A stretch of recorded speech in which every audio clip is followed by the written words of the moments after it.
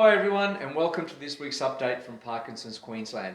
I want to begin by just touching on a topic I raised last week, and that is that with restrictions easing across Queensland, some of our support group meetings will be restarting again. Now please speak to your support group coordinator to find out whether your support group is going to be meeting over the next few weeks. It's important to remember though that if you're not comfortable attending a group meeting, it's okay because we'll be continuing our virtual meetings online so that you can stay connected. For those of you that want to venture out and attend one of the meetings, please remember the health guidelines. We have communicated to our support group coordinators so that they're clear about what the guidelines are. So that is, if it's in a commercial venue, the venue must have a COVID safe plan. Please remember to be physically distant from the person next to you, that is 1.5 meters apart. Wash your hands regularly, and if you're unwell, stay home, contact your doctor and get tested. And the other important thing is no sharing of food because there is a risk of cross-contamination. So look, if we all do the right thing, if we maintain that physical distance, if we wash our hands regularly and obviously get tested and see our doctor if we're not well, we'll keep each other safe and hopefully we'll be able to restart more meetings as time goes on. So please speak to your coordinator about your meeting. Now, the other thing, of course, is that our telephone peer support program now has been up and running for a week.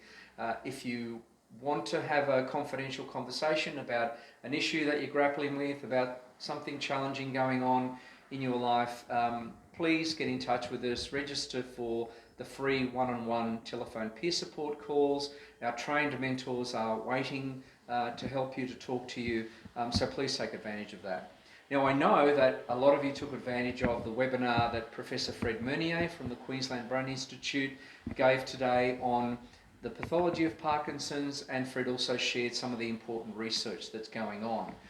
We're going to be doing a lot more of that over the coming weeks. We've got a chair-based exercise webinar with the team from the Australian Catholic University. We have a webinar on how to navigate My Aged Care for those of you that are looking to do that over the next little while. We have Professor Simon Lewis in early August, who is a leading neurologist based in New South Wales, who is going to be chairing a question and answer session on Parkinson's. And we have a range of other activities and webinars planned for the rest of the year. So visit our website, have a look at what's on, click and register on there. It's really, really easy, and take advantage of some of the events and webinars that we'll be running over the next few weeks. Look, I also wanted to take this opportunity because we're finding now that more and more people are watching these videos, and in actual fact we're getting more people from outside of the Parkinson's community watching them as well. So I thought I would just take a little bit of time and the opportunity to raise some awareness and share some facts about Parkinson's with a broader community. Now those of you that are living with the disease day in, day out will know these facts, I'm sure. But for everybody else, I'm going to start with just some of the basics. The first one is that Parkinson's is now the fastest growing neurological disorder in the world. It's growing in Australia at a rate of between 31 to 37 new diagnoses a day across the country. In Queensland, we have close to 18,500 people with Parkinson's disease. And of course, when we add carers and other people impacted by that diagnosis across the family, the numbers, rise exponentially. It is degenerative. That means that it progresses over time, and there is also no current cure. There's a lot of research going on, and today, as I said, the Queensland Brain Institute, Fred Meunier talked about some of that research, some of that critical research, but at the moment there is no cure. There are a number of treatments, some more effective than others, and there is a continual search for new ways of treating the disease.